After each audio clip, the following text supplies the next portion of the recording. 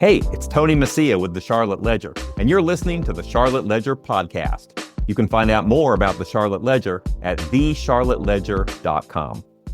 The big news in Charlotte in early June 2024 is the deal between the City of Charlotte and Tepper Sports and Entertainment to fund renovations at Bank of America Stadium, which is the home to the Carolina Panthers and Charlotte FC.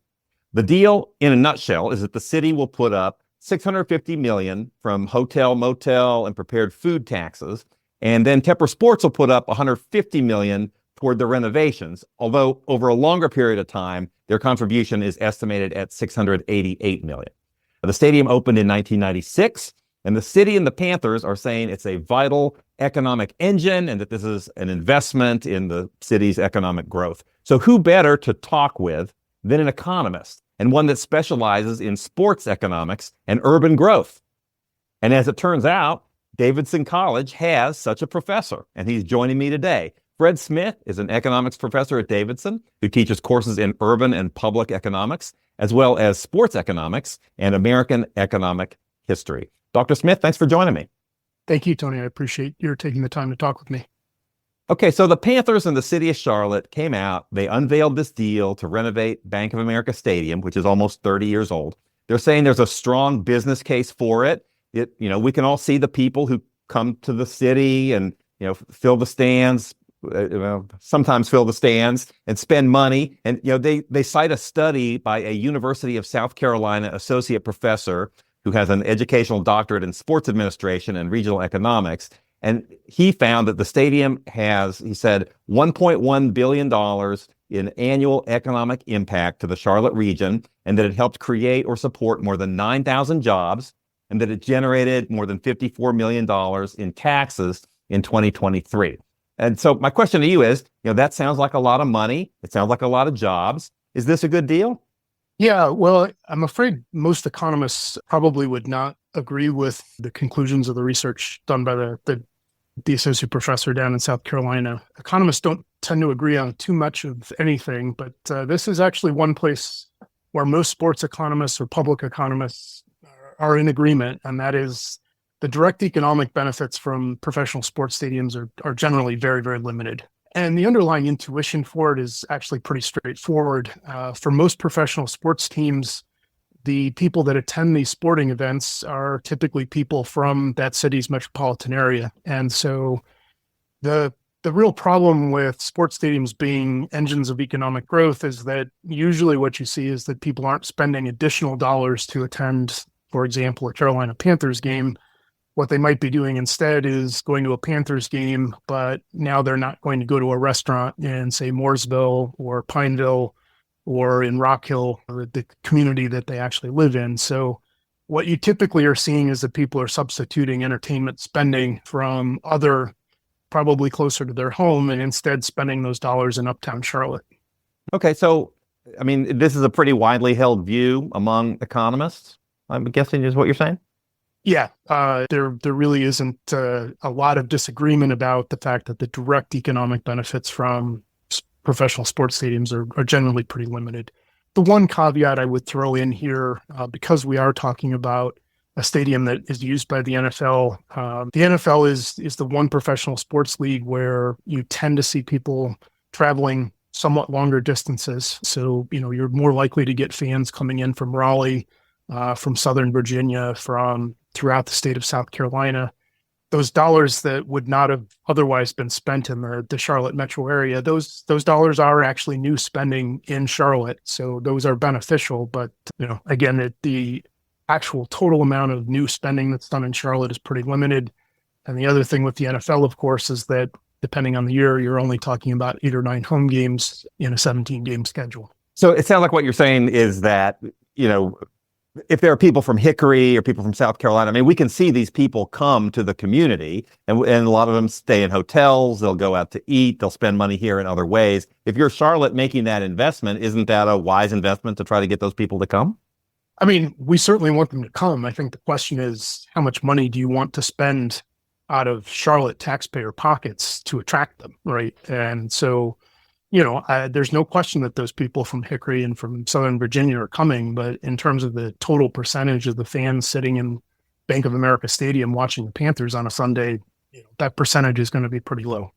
So if it's such a bad idea, why is it that cities all over the place are doing this? Well, I would point to two reasons. I mean, the first reason is something that, sports economists may use different terms for this, but it's described in the same way by most people who are sports economists. It's something that I use the term water cooler effect to describe.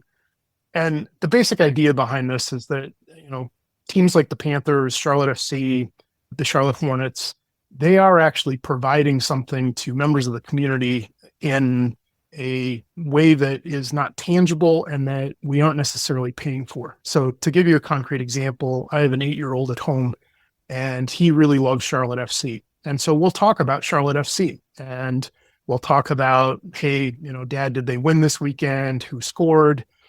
All of those conversations that I have with my son about soccer are happening because we have an MLS team in Charlotte.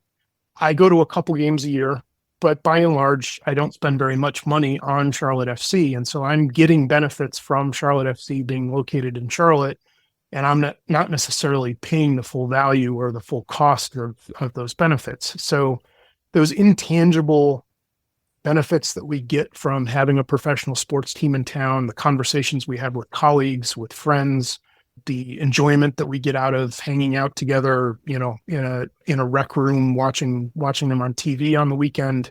Those are things that, again, we're getting benefits from that are hard to quantify and that, ultimately we're not really paying the full cost of. So that I would argue, and I think many other sports economists would argue for some public contribution towards either infrastructure or stadium construction cost or renovation costs.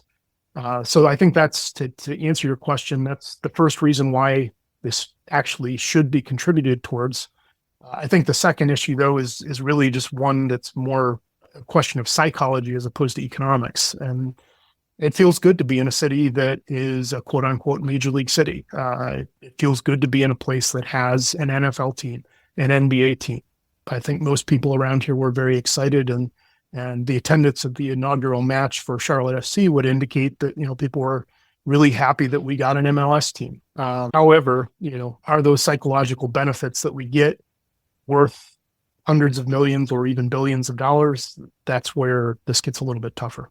Yeah. I mean, some people would say they're priceless, but I mean, you can assign, and I know part of economics is probably trying to assign prices and how do you allocate resources in a world of scarcity. I mean, you do think about those times in Charlotte, like, I don't know if you were here at the time, but when the Panthers made the Super Bowl, that was an amazing 2 weeks. Everybody had, the stickers on their cars. It was really something. And, I talked to Tracy Dodson, the city's economic development director, and she was saying that there are things on this you can't really price in, like, watching your kid play a high school football game in a major league stadium.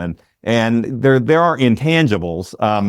It's just, I guess it's hard. I mean, that's why they're called intangibles, right? You can't really measure them. It's hard to put a price on them, but they do exist, right? No, that's right. And again, that's why, I would put myself in the camp of sports economists who think that some contribution from public monies is appropriate, but where I would certainly draw the line is by, making complete contribution for the construction costs of a new stadium. That can be a very tough sell. You study not just sports economics, but just sort of generally how cities grow and sort of what the economic vitality of cities looks like. How do cities get the most bang for their buck? What are some things that cities should think about spending money on? Ultimately, economic growth is driven by increasing labor productivity. I mean, that really is the long and the short of it at some level. And so, I think the things that can really be incredibly impactful for cities, you want to do things that will attract really talented people to your city, whether it's through promoting excellent education, having multiple colleges and universities, trying to get firms that are attracting highly educated individuals. Those are the things that catapult cities on a good growth trajectory. The cities that struggle to attract those workers are the ones that usually are getting left behind.